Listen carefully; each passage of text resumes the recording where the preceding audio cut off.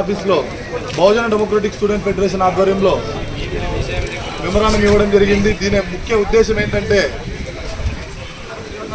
వల్గొండ నుంచి ఏదైతే విద్యార్థి బస్సు ఇంతకుముందు గత సంవత్సరంలో విద్యార్థుల పోరాటం మేరకు దాదాపుగా ఒక బస్సు ఏర్పాటు చేయడం జరిగింది. అది కూడా పోయిన గత సంవత్సరం సమ్మర్ హాలిడేస్ తర్వాత నుంచి అది క్యాన్సిల్ చేయడం జరిగింది. దాదాపుగా 400 పాసులకు పైగానే ఉండే విద్యార్థులు అక్కడి నుంచి ప్రయాణం చేసి ఇక్కడ ఆధ్వర్యంలో విద్యాభ్యాసం చేయడం జరుగుతుంది. దాదాపుగా డిపో రూల్స్ ప్రకారంగా 60 పాసులు ఉంటే విద్యార్థి బస్సు కల్పించే అవకాశం ఉంది. దాదాపుగా 400కు పైగా పాసులున్న ఇప్పటికీ విద్యార్థులు ఏదైతే జనరల్ బస్సులో వాళ్ళ అంటే వివిధ జనరల్ వాళ్ళు వచ్చే క్రమంలో వాళ్ళతో పాటు కలిసి రావడంతో దాదాపుగా బస్సు ఫుల్ అయ్యి ఏదైతే పేరెంట్స్కి విద్యార్థులకి మధ్య ఘర్షణలు కూడా జరిగే అవకాశం ఈరోజు మేము విద్యార్థులను కూడా అక్కడ ఉండే కొంతమంది ఎవరైతే ఉంటారో వాళ్ళందరూ కూడా విద్యార్థుల మీదకి కొట్టడానికి వస్తే కూడా విద్యార్థులను ఏ విధంగా మాట్లాడకుండా మీరు డైరెక్ట్గా వచ్చేసేయండి, ఏదైనా ఉన్న విద్యా అధికారులతో కానీ సబ్ కలెక్టర్ గారితో కానీ మాట్లాడి మనం పరిష్కరించుకుందాం అనే దిశగా మేము రావడం జరిగింది.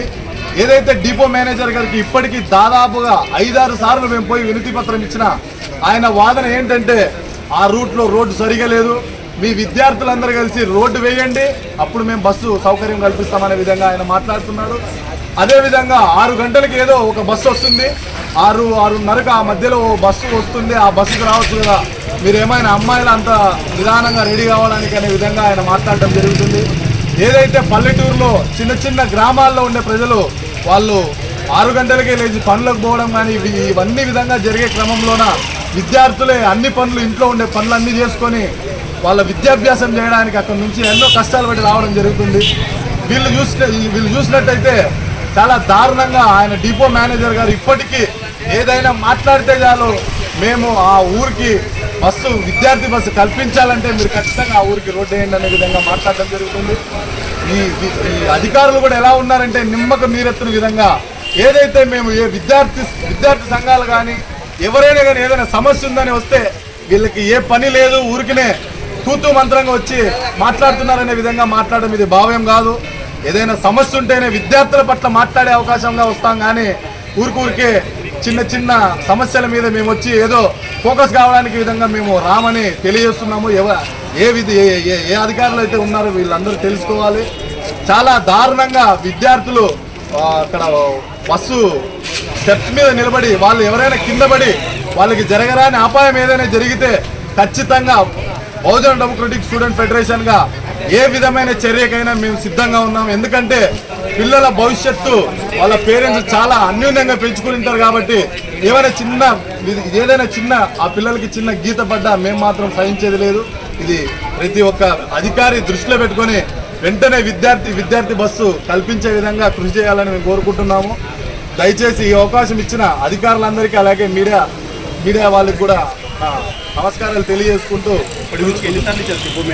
డిపో మేనేజర్కి ఇప్పటి వరకు దాదాపు 5-6 సార్లు ఇవ్వడం జరిగింది. డిపో మేనేజర్ గారు ఒక్కటే మాట ఏమైనా అంటే వల్గొండ రోడ్డు చాలా దారుణంగా ఉంది, మా బస్సు పోవడం వల్ల ఒక్కసారి పోయేస్తే దాదాపుగా చాలా రిపేర్ కావడం జరుగుతుంది, మేము బస్సు కల్పించలేము, మీరు ఆ రోడ్డు మీరేస్తారో లేకపోతే అధికారులు వేస్తారో మాకైతే తెలియదు, మీరు ఆ రోడ్ బాగా చేస్తే తప్ప మేము బస్సు ఇవ్వలేమనే విధంగా ఆయన మాట్లాడడం జరుగుతుంది.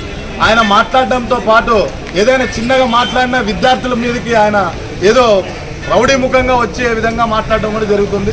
దయచేసి ఆయన కూడా మేము ఒకటే కోరుకుంటున్నాము, ఎవరైనా విద్యార్థులకి అనుకూలంగా ఉంటేనే బాగుంటుంది, లేకపోతే ఆయన కూడా సస్పెండ్ చేసే విధంగా అధికారులు కూడా కొంచెం కృషి చేయాలని మేము కోరుకుంటున్నాం. ఆయన నడవడికని కొంచెం అధికారులు కూడా అబ్జర్వ్ చేసి ఆయన మీద కూడా కొంచెం దృష్టి పెట్టాలని మేము కోరుకుంటున్నాం. ఎవరైనా పేరెంట్స్ ఫోన్ చేసినా కూడా మీరు ఎప్పుడు మీకు ఇదే పనేనా ఇంకా వేరే పని లేదా, మీ పిల్లల్ని ఫస్ట్ బాగా చదవమని చెప్పండి అంటే అక్కడి నుంచి పిల్లలు రావడానికి బస్సు ఫుల్ అయితే ఏదో లిఫ్ట్ అడిగి ఆ విధంగా రావడానికి ఇక్కడికి రావడానికి దాదాపుగా 12 గంటలు అవుతుంది. అప్పటికి కాలేజీలోకి వెళ్తే కాలేజీలోకి కూడా అలో చేసుకున్నా బయటికి పంపించడం జరుగుతుంది. ఒకవేళ 6 గంటలకే ఏదో విధంగా ఇబ్బంది పడి ఆదోనికి వచ్చి క్లాస్లోకి పోతే క్యాంపస్లోకి ఈ టైంకి ఎందుకు వచ్చినారు, మీరు ఏం ఆశించి వచ్చినారనే విధంగా కాలేజీలో ఉండే స్టాఫ్ కూడా మాట్లాడడం జరుగుతుంది. దీనికి ఒక్కొక్క సమస్య అలాగే అంటుకుంటూ వస్తుంది తప్ప ఈ సమస్యకి పరిష్కారం దొరకడం లేదు. ఈ సమస్యకు పరిష్కారం దొరికేంత వరకు బహుజన డెమోక్రటిక్ స్టూడెంట్ ఫెడరేషన్గా మేము పోరాటం కొనసాగిస్తామని తెలియజేసుకుంటూ, నా పేరు రమేష్, బహుజన డెమోక్రటిక్ స్టూడెంట్ ఫెడరేషన్